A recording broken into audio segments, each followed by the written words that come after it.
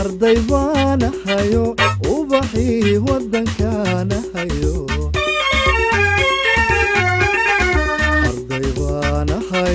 arday baana hayo ubaxii waddankaana hayo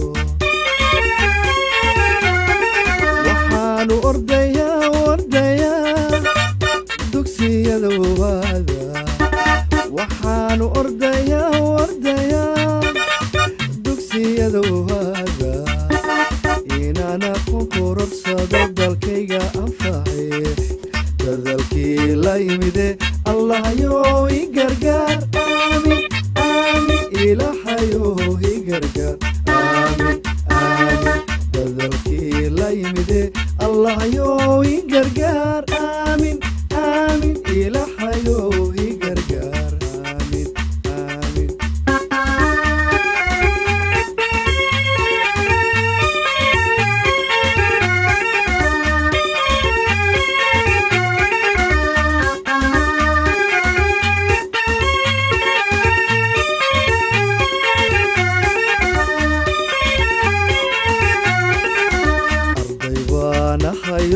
arday baana hayo iftinkii arooryaana hayo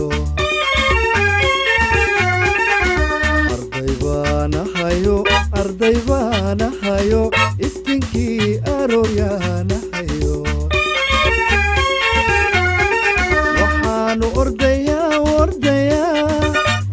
imtixaanu galaa waxaanu ordayaa imtixaanu galaa inaana biyo hoyo abalkoodii gude inaana biyo hoyo. We look to see the best listening behavior from all of our wonderful students today. So please welcome. Let's just give all of our guests that came today to see this happen. Let's give them all a round of applause.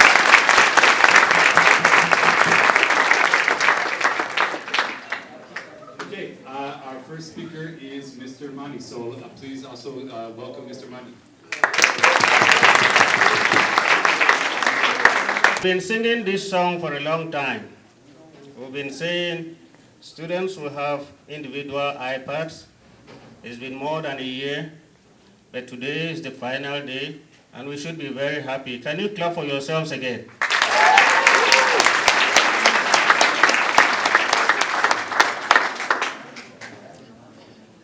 I have very limited time because I really want you to go back to class and get used to your iPads today. There will be no classes. Just have fun and get used to your iPads. But we have some visitors in here, and I would like to say a word and welcome them. We are a community, and in a community we bond together in order to make things happen. I would like to introduce the Executive Director of Minnesota Association of Charter Schools, Mr. Eugene Piccolo.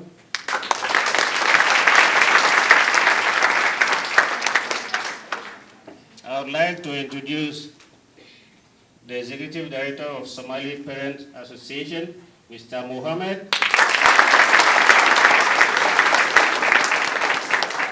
It's because of Mr. Mohammed that you're here every day for after school. He takes care of that business. I would like to introduce also the Executive Director of Tawfiq Islamic Center, next door, Mr. Wakum.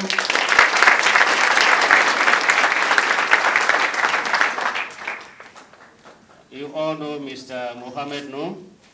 He is part of our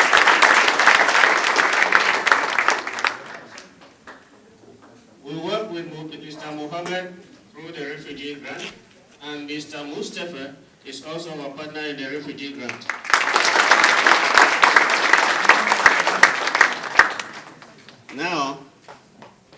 Students may not know this. For us to run as a school, we have an authority that oversees what we do. I would like you to meet Mr. Dr. Brad Blue.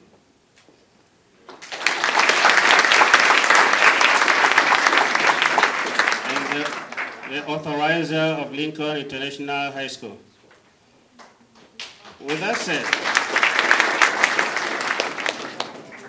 I cannot leave this podium without saying thank you to all the Apple refs, thank you to all the Apple project managers, thank you to everyone who has worked hard to make sure that we have these iPads. And our challenge will be how we use these iPads in your classrooms. I'll give you a small narrative. Mr. Sam, am I on? Up there is the program, what it will look like today. We are right in the assembly. We want to make it quick. I am talking. It was many problems. It was falling apart. And we had 20 computers. Those computers worked sometimes. Now, look at us. Now, we have projectors for every room. Now, all of you have an iPad. This really changes how we're thinking and how we're acting. And for both of us, it's going to require some hard work. We may get our dream and realize it was different than we thought at the beginning. The dream changed us.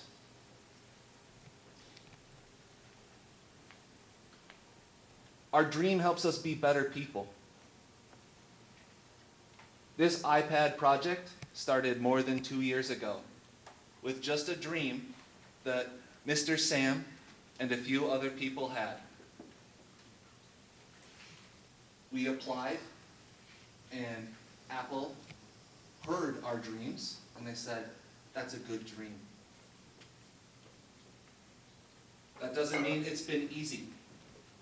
It's been hard sometimes. It's been hard to change. Teachers have a way they know how to teach. To teach with iPads is different. It's going to take hard work, right?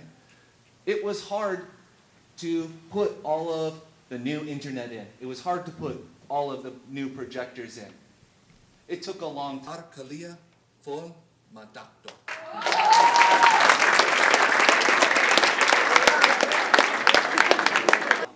I'm the current executive director of the Confederation of Somali Community in Minnesota. I'm a former school board of Minneapolis Public Schools. And my dream has always been, how can we get our students to the next level? This is an exciting day. This is a moment that we all need to look deep. This is a moment that we should cherish. Opportunities like this don't come easily. It's the hard work of the staff in this school. It's the hard work of people like Apple who believe in you. It's the hard work of your parents who believe in you. Mr. Manyi talked about the dream of being a computer scientist without having to use a computer. When I arrived in this country, I didn't know how to use a computer, but I had a dream that one day I would learn to become an IT. Guess what? I made sure that I fulfilled that dream. From day one, when I arrived, I wanted to go to college. That was my dream. It didn't stop there. I started working in part-time jobs. I started working for Macy's and other places so I can gain a small income. My first savings in my life that I did, I bought a computer. More than 2,000 something. That was a lot of money back then in 1999. Guess what? I graduated with computer science degree from Metro State University. I'm proud of that dream, but I didn't stop there. I became the system administrator for a statewide system that issues benefits to more than millions of people in the state of Minnesota.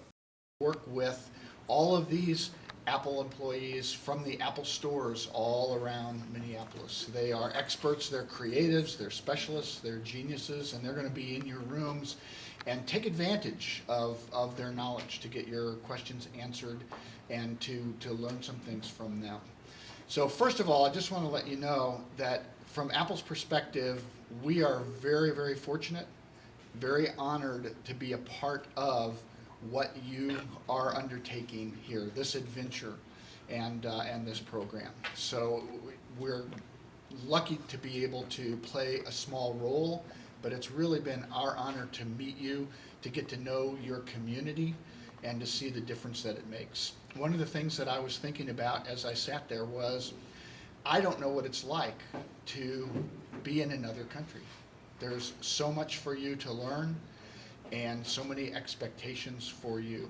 And hopefully this opportunity is going to accelerate that learning for you and give you that, that step that you can take to reach your dreams. How many of you eat? None. Come on. Come on, don't tell me that. Now, do you know how many miles you came from? How many miles? Over 10,000 miles to come to Minnesota. So,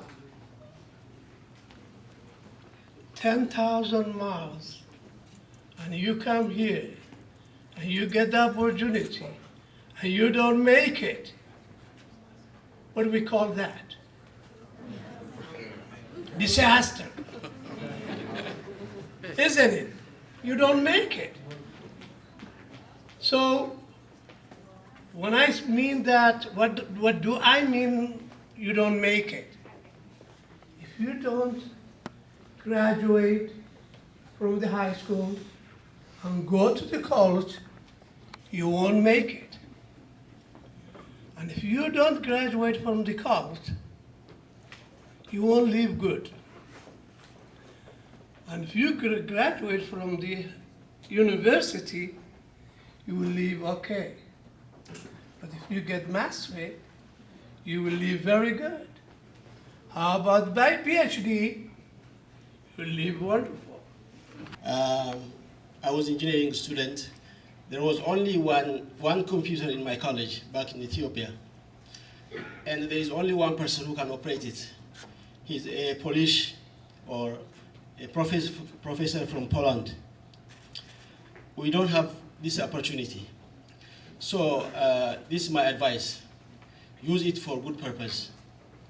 And make sure it doesn't divert your attention from your study.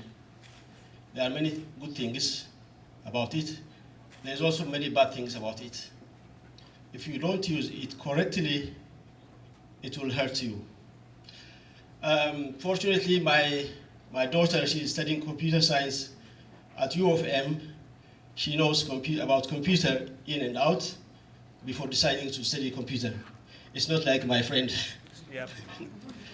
The other thing is, there are many good things about this technology, and make sure it doesn't disconnect you from your family, from your community.